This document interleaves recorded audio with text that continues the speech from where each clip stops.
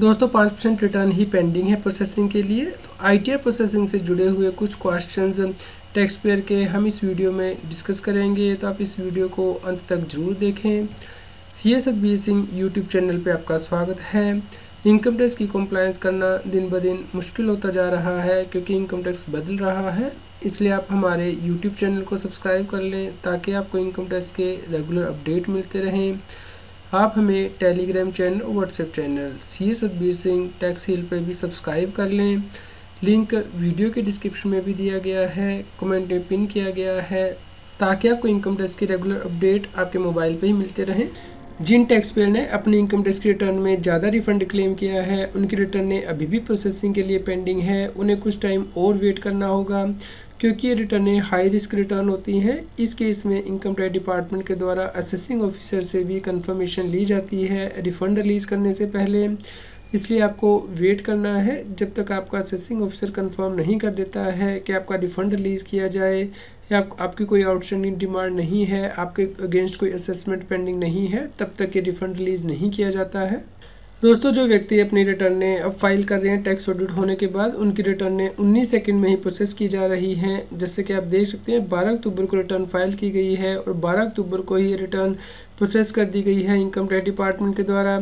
इसलिए यदि आपका टैक्स ऑडिट हुआ है, आप कंपनी हैं, ITR 6 फाइल कर रहे हैं, तो आप 31 अक्टूबर से पहले अपनी ITR फाइल कर दीजिए। बहुत जल्दी रिटर्न प्रोसेस हो रही है और रिफ़ंड रिलीज़ हो रहे हैं। दोस्तों कई बार रिफ़ंड टैक्स पेयर का होल्ड कर लिया जाता है, तो जुडिक्शनल असेसिंग ऑफिसर के द्वारा अप्रूवल देने के बाद ही रिलीज़ किया जाता है। इसलिए आपको इंश्योर करना है कि आपकी जो जुडिक्शन है वो सही हो। इनकम टैक्स के पोर्टल पे या प्रोफाइल में जाके चेक कर सकते हैं जुडिक्शन डिटेल के अंतर्गत।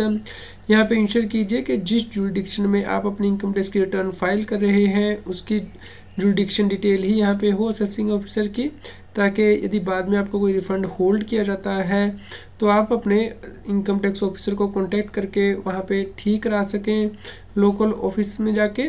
इसलिए आप यदि जुडिक्शन अलग आ रहा है तो आप अपने असेसिंग ऑफिसर के पास अपनी जुडिक्शन को चेंज करने के लिए रिक्वेस्ट डाल सकते हैं, क्योंकि बहुत बार देखा गया है कि टैक्स पे जब पैन बनाता है तो उसकी जुडिक्शन अलग होती है, लेकिन जब वो बाद में किसी वजह से अपना रेजिडेंस शिफ्ट कर लेता है तो उसके बाद उसकी जुडिक्शन चेंज हो जाती है। तो आपको इंश्योर करना है कि आपके पैन की जुडिक्शन सही हो। दोस्तों यदि आपका पैन आधार से लिंक नहीं होता है तो उस केस में आपका इनकम टैक्स का रिफ़ंड रिलीज़ नहीं किया जाता है। कई बार ऐसा देखा गया है कि टैक्स पेयर ने पैन को आधार से लिंक करने के लिए जो फ़ीस है 1000 रुपीज़ वो तो पे कर दी है, लेकिन फिर भी उनका पैन आधार से लिंक नहीं हुआ है। दोस्तों इस केस में आपको कम से कम 30 दिन का वेट करना होता है, उसके बाद ही आपका पैन आधार से लिंक होता है। इसके लिए time limit income tax act में ही दी गई है। हमारे टैक्स पेयर ने यहाँ पे क्वेश्चन किया है कि उन्होंने नई टैक्स रजीम को ऑप्ट किया है, जिसकी वजह से कि उनकी 17,000 से ज़्यादा की टैक्स लायबिलिटी बनी है, लेकिन यदि वो ओल्ड रजीम को ऑप्ट करते तो उनका कोई टैक्स नहीं बनना था, क्योंकि 5 लाख रुपए तक तो टैक्स की रिबेट मिल जाती है। दोस्तों नई स्कीम में भी 7 लाख रुपए तक की इनकम पे कोई टैक्स नहीं लगता है, लेकिन यदि आपकी स्पेशल रेट की इनकम है, जैसे कि शॉर्ट टर्म कैपिटल गेन है शेयर पे, तो उस केस में आपको टैक्स देना होता है। हमारे सब्सक्राइबर ने पे क्वेश्चन पूछा है कि यदि प्रॉपर्टी में कैश ट्रांजैक्शन की जाती हैं तो पेनल्टी किसके ऊपर लगती है, बायर के ऊपर या फिर सेलर के ऊपर। दोस्तों इनकम टैक्स में प्रोविज़न दी गई है कि यदि आप 20,000 रुपये से ज़्यादा का कोई एडवांस देते हैं प्रॉपर्टी को परचेज़ करने के लिए, तो आपको अकाउंट पे चेक, RTGS, NEFT या इलेक्ट्रॉनिक क्लियरिंग सिस्टम से ही देना है, आप कैश में नहीं दे सकते हैं। यदि आप ऐसा करते हैं तो बायर ये पेमेंट कर रहा है तो उसके ऊपर पेनल्टी लगती है। जितना अमाउंट आप कैश में देंगे उसके इक्विवेलेंट पेनल्टी बायर के ऊपर लगाई जाती है। इसके अलावा कोई भी व्यक्ति 2 लाख रुपए से ज़्यादा का अमाउंट कैश में नहीं ले सकता है किसी भी ट्रांजैक्शन के लिए। तो यहाँ पे सेलर के ऊपर पेनल्टी लगाई जाती है यदि वो 2 लाख रुपए से ज़्यादा का अमाउंट कैश में लेता है। उन्होंने ये भी क्वेश्चन किया है कि उनके EIS में जो पेमेंट का मोड है वो कैश आ रहा है, जबकि उन्होंने NEFT से पेमेंट की है। तो इसके लिए आपको इनकम टैक्स के पोर्टल पे AIS में जाके फीडबैक देनी है कि इन्फॉर्मेशन गलत आ रही है। दोस्तों इनकम टैक्स की रिटर्न को फाइल करने के बाद आप उसको फिर से अपना 26 ईयर्स चेक कर लेना है। जैसे कि यहाँ पे टैक्स पेयर के 26 ईयर्स में तो ज़्यादा TDS आ रहा है, लेकिन उसने इनकम टैक्स की रिटर्न में कम क्लेम किया है, तो आप अब अपनी इनकम टैक्स की रिटर्न को रिवाइज़ कर सकते हैं और उसमें रिवाइज्ड इनकम दिखा सकते हैं और जो पूरा TDS का क्रेडिट है वो क्लेम कर सकते हैं यदि TDS का क्रेडिट आपसे बिलोंग करता है और करंट ईयर की इनकम से रिलेटेड है। दोस्तों इसके अलावा आपको AIS में अपनी एंट्री भी चेक कर लेनी है। जैसा कि आप यहाँ पे देख सकते हैं कि टैक्स पेयर को अपने फादर से कुछ अमाउंट मिला था जो कि उन्होंने अपनी इनकम टैक्स रिटर्न में नहीं दिखाया है, और उससे उन्होंने FD बना दी थी, बैंक में टाइम डिपॉजिट कर दिया था, जो कि AIS में दिख रहा है। तो दोस्तों यदि आपका फादर आपको कोई गिफ्ट करता है तो वो एग्जम्प्ट इनकम नहीं होती है, ये एग्जम्पशन के अंतर्गत नहीं आती है, इसे आपको ITR में एग्जम्प्ट इनकम नहीं शो करना होता है। लेकिन इस इनकम के ऊपर कोई टैक्स भी नहीं लगता, ये नॉन टैक्सेबल इनकम होती है, यानी कि यदि फादर ने सन को कोई गिफ्ट किया है तो वो टैक्सेबल नहीं होता है। जब इनकम टैक्स डिपार्टमेंट से कोई क्वेरी आती है तो उस वक्त आपको बताना होता है कि सोर्सेज कहाँ से आए हैं। तो यदि आपने उससे FD करा ली है पैसे से, तो इस केस में आपको प्रूफ रखने हैं कि पैसा आपके फादर ने आपको दिया है। तो इसके लिए जब भी इनकम टैक्स डिपार्टमेंट आपको क्वेरी भेजेगा तो उस वक्त आपको रिस्पॉन्ड करना होता है कि बैंक में FD कराने के लिए पैसा कहाँ से आया, तो उस वक्त आप ये प्रूव कर सकते हैं। इसके लिए आपको अपनी इनकम टैक्स की रिटर्न को रिवाइज करने की आवश्यकता नहीं होती है।